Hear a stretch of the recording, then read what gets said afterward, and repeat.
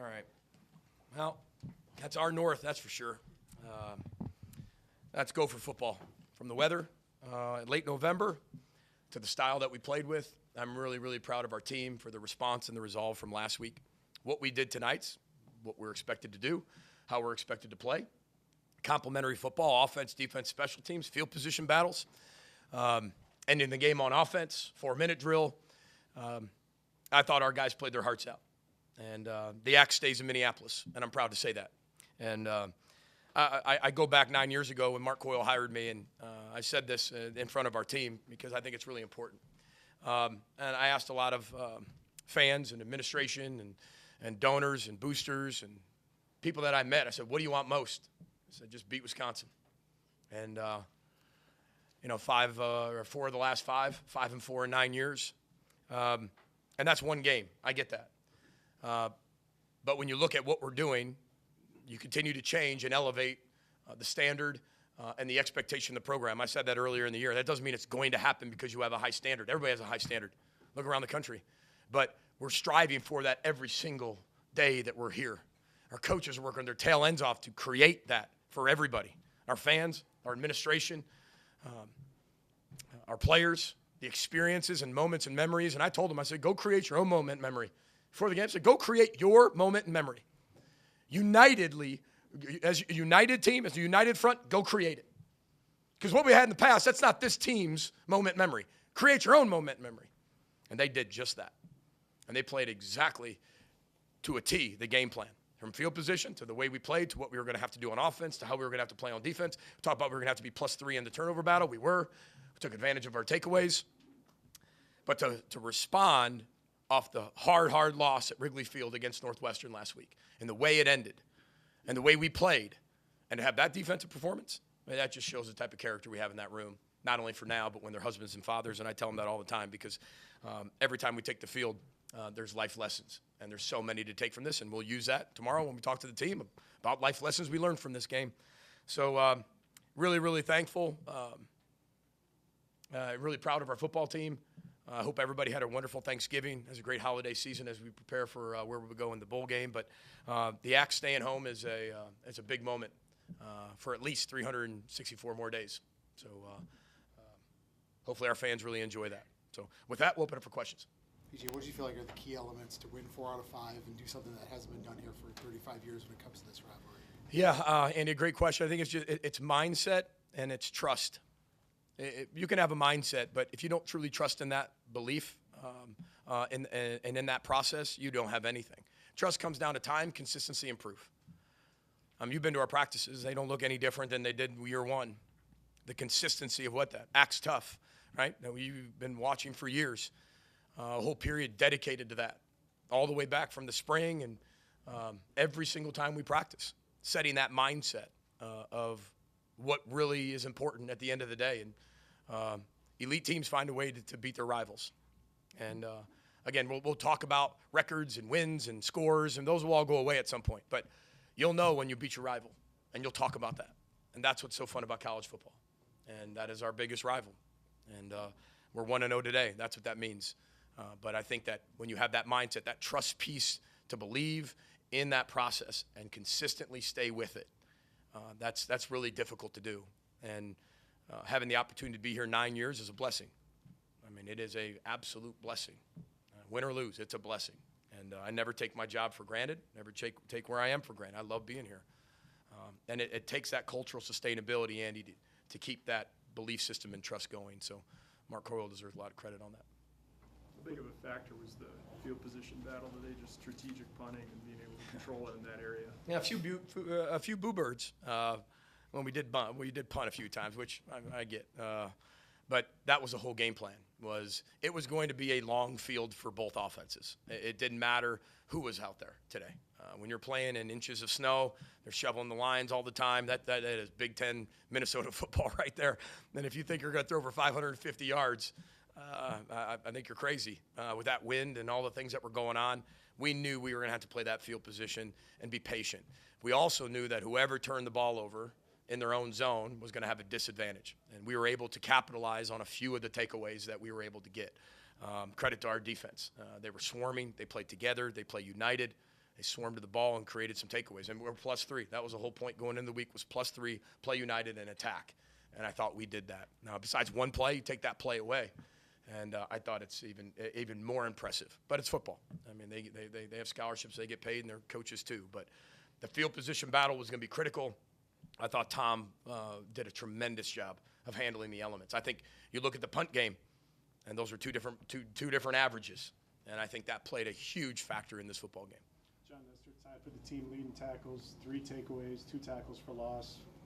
What do you think got into him today? That's the way he's always played. It's good to have him back. We're not the deepest football team. We're not 3 deep, all making the same amount of money. We're not. That's kind of the business of college football right now. But we are a transformational program. But once you get past the first few, you get young really quick. And we played a lot of young players last week. And again, they fought their tail ends off and learned a lot from their experiences.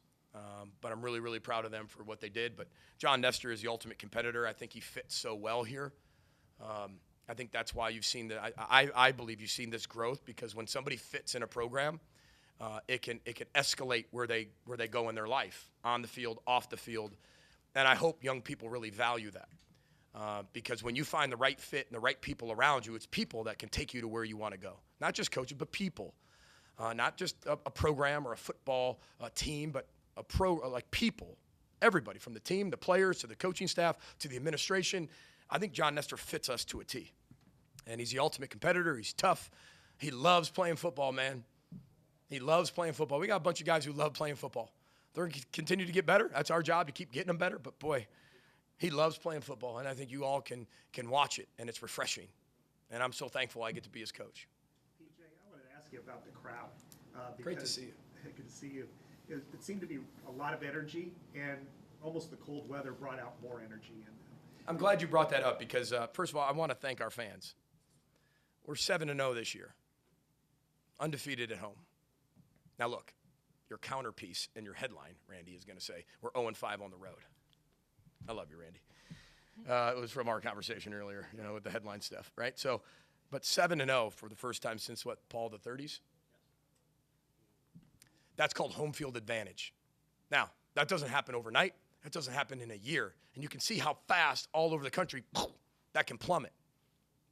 Am I right? Yeah. So what our fans, our season ticket holders, and our student body is creating, and I know it's year 9, but it takes a long time to create something like that, where this is a very, very difficult place to play. Huntington Bank Stadium is a very, very difficult place to play, and it's because of our crowd. It's because of our fans, our supporters, our student body. I can't thank them enough. They were just home for Thanksgiving. They were full.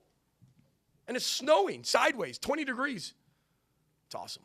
I can't thank them enough. And they create that atmosphere. 7-0 at home. I love that. And if you go back to a lot of our games, even last year, we're starting to build that really close against Penn State. We got some done. USC, all the ranked wins we've had. That's what you want to create. And it takes a while to create that. There's a lot of really tough places to play all over the country. And I hope we can continue to build that, fight for that, keep that. And I hope that all of the people who buy tickets and come to the games take pride in that. 7-0 since the 30s because of you. So if you don't think you matter, you're crazy. So now we all have to come from here and then go support Brosmer.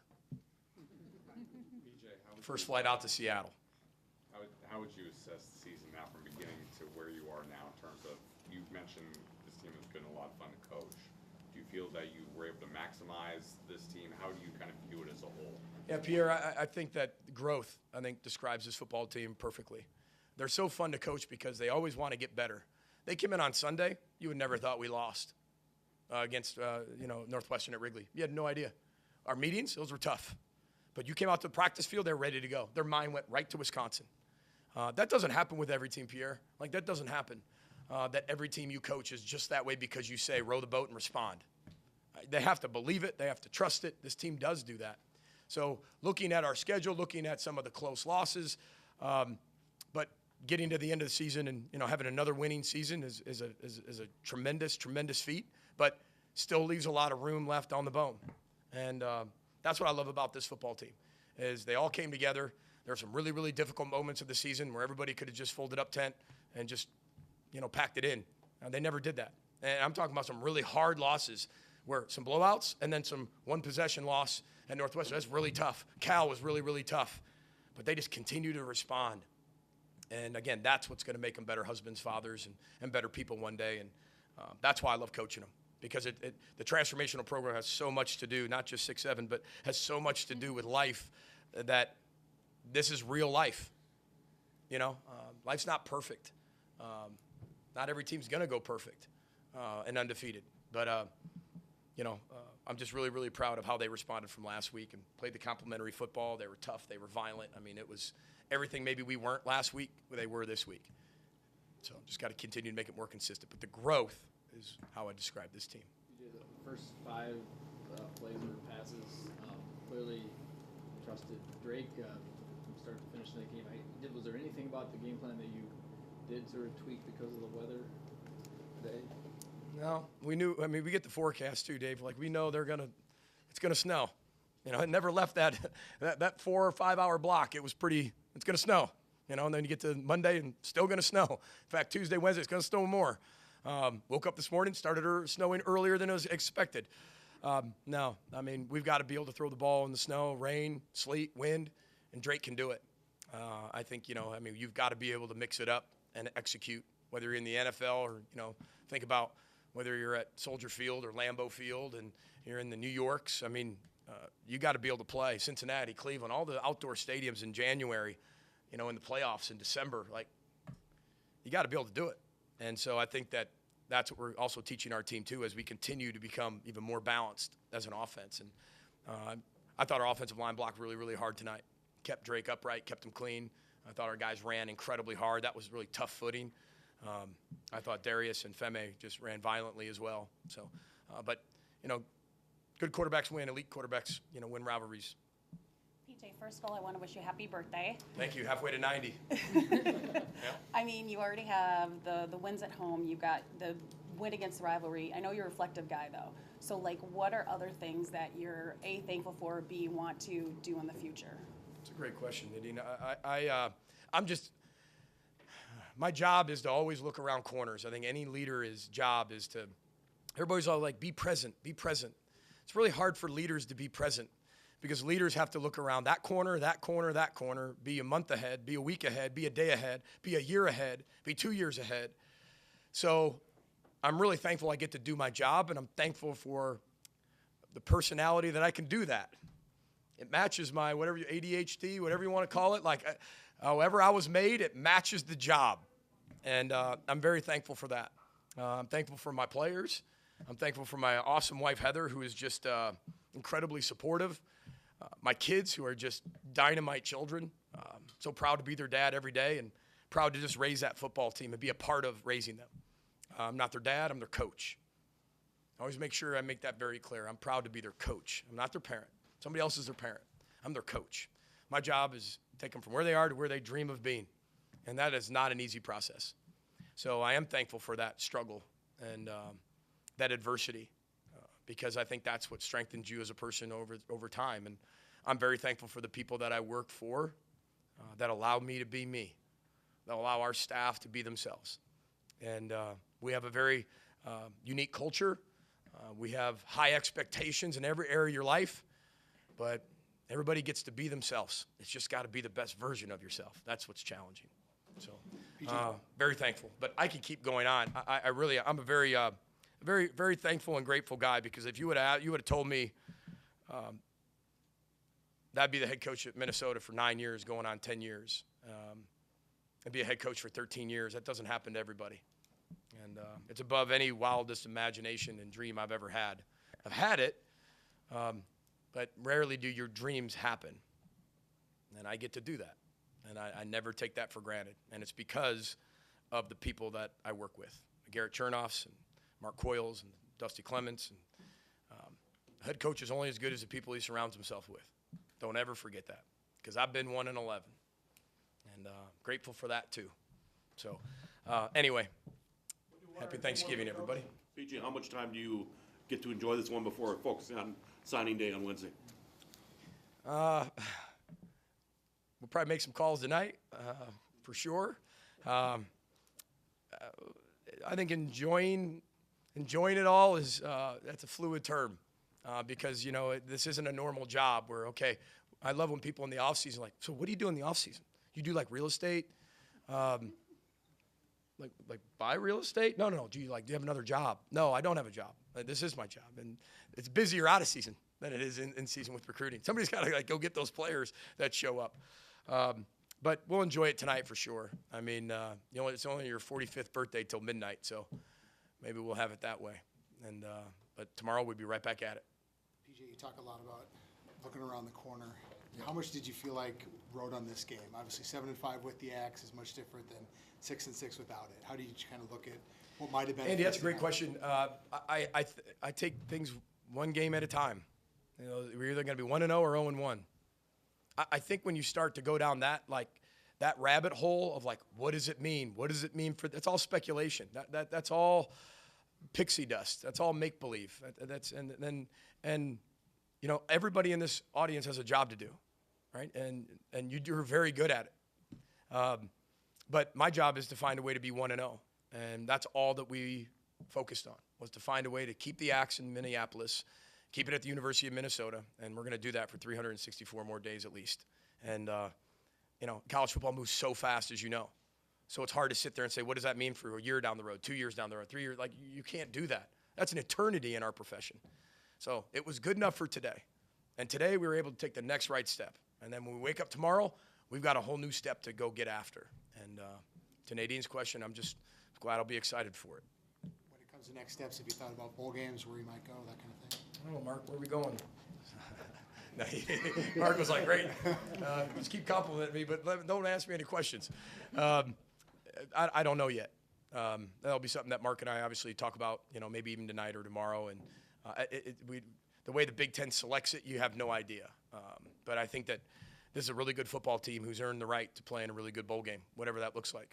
And, we talk about 5-4 in the league and 7 wins, and especially with a lot of the teams we played and, the way we're playing right now and coming together. And I think that's great for any bowl. And it's going to be a lot of fun no matter where we go because we get to be together. Home is where you go together. And we look forward to spending another bowl game together somewhere.